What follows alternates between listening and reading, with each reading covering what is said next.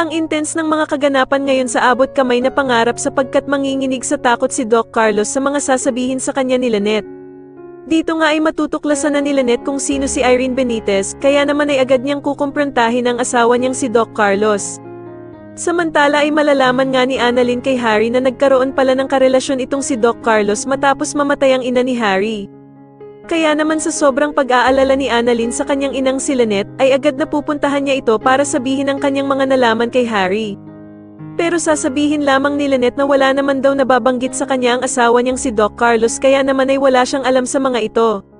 Sa kabilang banda naman ay itatanggi nga ni Doc Carlos na kakilala niya ang kausap niya sa cellphone na si Irene Benitez. Kaya naman ay agad nagagawa ng plano itong nagsasabi na asawa daw ni Doc Carlos na si Irene Benitez upang makita niya ng personal si Doc Carlos at makausap ito. Samantala ay makakakilala naman si Moira ng taong maaaring makatulong sa kanyang makalaya at eto nga ay walang iba kundi ang tinatawag nilang ninang.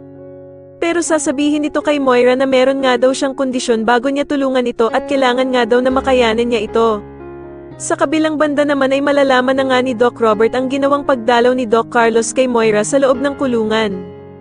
Kaya naman ay agad niyang pupuntahan si Doc Carlos para yayain ito na makipag-usap sa kanya. Subalit sasagutin lamang nga siya ni Doc Carlos na wala daw siyang oras para makipag-usap sa kanya pero ikakagulat naman ni Doc Carlos ang sasabihin ni Doc Robert na wala daw siyang oras pero may oras siyang dalawin si Moira sa kulungan.